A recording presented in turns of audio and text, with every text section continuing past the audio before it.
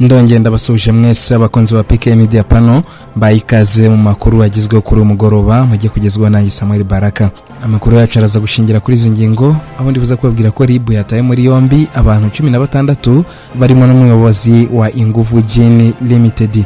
Ndibabwira ko uwise mugenzi we umwana w'intera hamwe yakatiwe imyaka 2. Ikimisagara inyubako y'inkunda mahoro yafunzwe kubera umwanda mwinshi uyigaragaramo. Mu mahanga ndibuza kubabwira ko umuhorahoro muzu utazafungurwa keretse Amerika yemeye ibisabwa na Tehran. Uburusiya bwagabye ibitero hafi ya Kiev bihitana abantu 3 bari mu mwana. Ikaze muri aya makuru yose tugiye kurambura. Reka tuyanzikire ko inkuru ivuga ko RIB yataye muri yombi abantu 16 barimo n'umuyobozi wa Inguvu Gin Limited. Urwego rw'ubugenzacyaha RIB rwerekanye abantu bafatiwe mu bikorwa bitandukanye nyuma gukurikirana rugasanga bakora inzoga zitujuje ubuziranenge hirya no hino mu gihugu. Igikorwa cyo kuberekana cyabereye ku cyicaro gikuru cya RIB kuri uyu wa gatandatu tariki 8 Kanama 2026. RIB igaragaza ko hamaze gufatwa abarenga 80 mu gihugu hose, harimo n'abandi 16 bafatiwe mu mujyi wa Kigali. Ibikorwa byo gufata abakekwaho gukora inzoga zitujuje ubuziranenge, umuvugizi w'urwego rw'ubugenzacyaha Dr Murangira Bitieri avuga ko byatangiye kuva tariki 27 Nyakanga 2026. Dr Thierry avuga ko ibirimo gukorwa biri mu rwego rwo kubungabunga ubuzima bw'abanyarwanda. Yongeraho ko mu bafashwe harimo ibyiciro bitandukanye birimo abakozi ba leta, abayobozi mu nzego z'ibanze, abakozi b'inganda zabujijwe gukora ndetse na bamwe mu bayobozi bazo. Akomeza agira ati abantu barimo gukorwaho iperereza harimo abakozi bakora muri leta, ba nyir'inganda, abakozi bakora mu nganda zafunzwe, abayobozi mu nzego z'ibanze ndetse n'abantu bakora nk'inyeshyamba nta rwego na rumwe rumuzi. Abafashwe 16 bari mu cyiciro cya ba nyir'inganda n'abakozi bazikoramo. Yongeraho ko n'umuyobozi wa Ingufu Gin Limited Ntihanabose Samuel uzwi ku izina rya Kazungu nawe yatawe muri yombi n'abandi bakozi bakora mu ruganda yoboye. Mu zindi nganda zahagaritswe harimo abandi bakozi bazo bagiye bafatwa kubera ibyo byabakurikiranyweho. Urwego rw'ubugenzacyaha ruvuga ko muri entreprise Urwibutso harimo abakozi bayo bafashwe. RIB yasobanuye ko uruganda rwa entreprise Urwibutso rwafunzwe ari igice cy'uruganda rukora inzoga naho rukora umutobe rukaba rutarafunzwe. Abakekwa bose bahuriye ku gukoresha ikinyabutabire cya metanol. Ni mu gihe mu byaha bakurikiranyweho harimo icyo guha umuntu ikintu gishobora kumwica, kunyereza umutungo, kwigomeka ku buyobozi n'ibindi. Icyaha cyo guha umuntu ikintu gishobora kumwica cyangwa gushegesha ubuzima gihanwa n'ingingo y'115 y'itegeko rigena ibyaha n'ibihano muri rusange. Iyo umuntu ahamijwe iki cyaha ahanishwa igifungo kitari munsi y'imyaka 2 ariko kitarenze imyaka 3 n'ihazabu y'amafaranga y'u Rwanda atari munsi y'ibihumbi 300 ariko atarenze ibihumbi 500 by'amafaranga y'u Rwanda. Guhimba inyandiko mu mategeko y'u Rwanda ni icyaha gikomeye cyo gukora cyangwa gukoresha inyandiko zitahuye n'ukuri kubw'uburiganya. Bihanishwa igifungo cy'imyaka 5 kugeza ku myaka 7 n'ihazabu ya miliyoni 3 kugeza kuri miliyoni 5 z'amafaranga y'u Rwanda hakurikijwe ingingo ya 276 y'itegeko ryerekeye ibyaha n'ibihano muri rusange. Icyaha cyo kwigomeka ku buyobozi giteganywa n'ingingo ya 230 y'itegeko rigenga ibyaha n'ibihano muri rusange mu Rwanda, gihanirwa igifungo kiri hagati y'amezi 6 kugeza ku mwaka 1.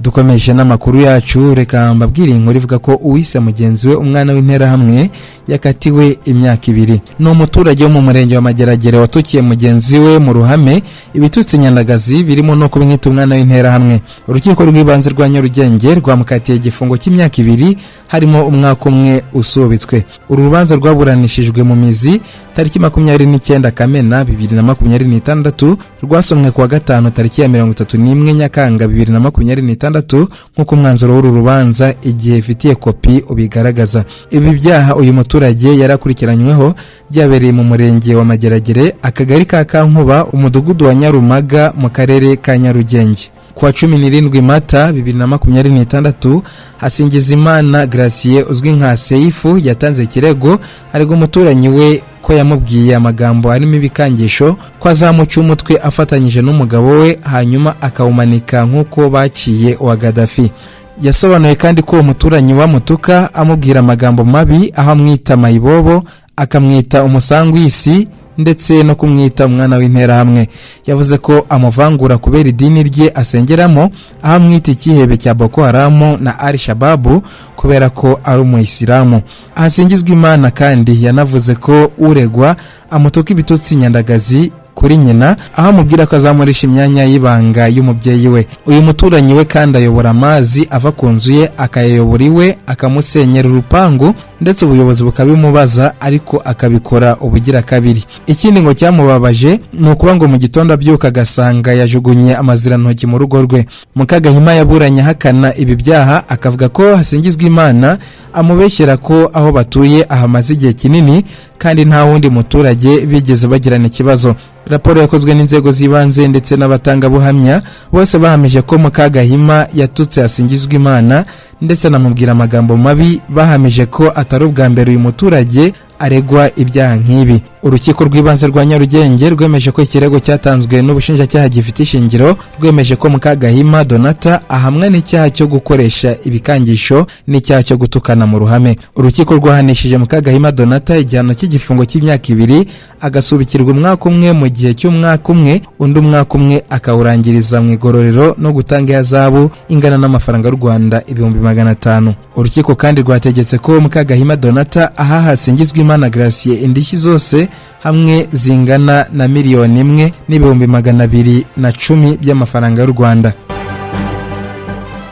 Reka mbabwire n'iyi nkuru ivuga ko Kimisagara inyubako y'Inkundamahoro yafunzwe kubera umwanda mwinshi uyigaragaramo. Ubuyobozi bw'umurenge wa Kimisagara mu karere ka Nyarugenge bwafunze inyubako ikorerwamo ubucuruzi yitwa Inkundamahoro kubera umwanda mwinshi uyigaragaramo. Ubuyobozi bw'uyu murenge wa Kimisagara bwafunze inyubako y'Inkundamahoro kuri uyu wa gatandatu tariki ya 8 Kanama 2026. Umwe mu bayobozi bakora mu kagari ka Kimisagara iyi nyubako yerereyemo yabwiye Kweli Times ko yafunzwe kubera umwanda mwinshi wayigaragaragamo.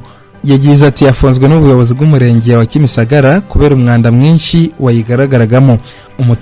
Umuturage yitwa Habiyambere Eric we yabwiye iki kinyamakuru ko abangamirwa cyane n'uburyo abantu banywa inzoga mu tubari dukorera muri iyi nyubako banyara ahantu hose babonye.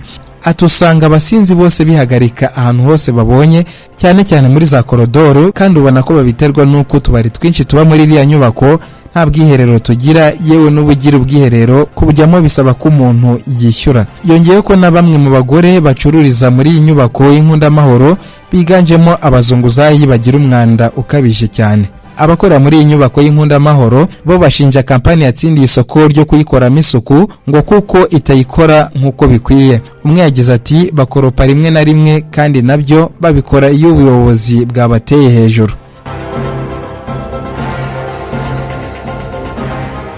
Dukomeza amakuru yacu tujye mu mahanga, mbabwire yuko umuhora Hormuz utazafungurwa keretse Amerika yemeye ibisabwa na Tehran.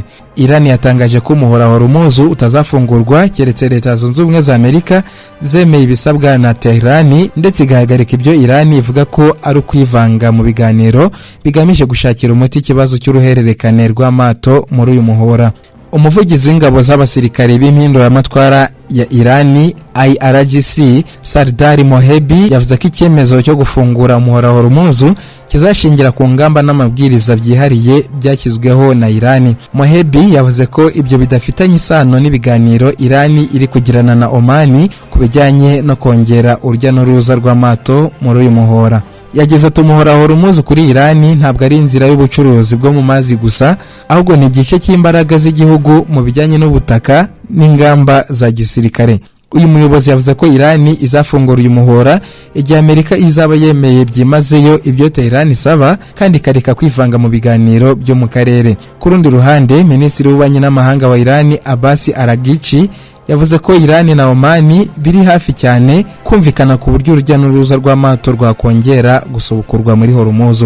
Araghchi yavuze ko ibiganiro na Oman bigamije kubanza gushyiraho inzira y'agateganyo y'amato mbere yuko haboneka inzira ihoraho. Yasobanuye ko inzira y'agateganyo izaba ishingiro ry'inzira nyamukuru izashyirwaho nyuma, ndetse ko kuri iyi ngingo hamaze kuba ibiganiro hagati y'inzego za gisirikari n'izishinzwe umutekano wo mu mazi za Irani na Oman.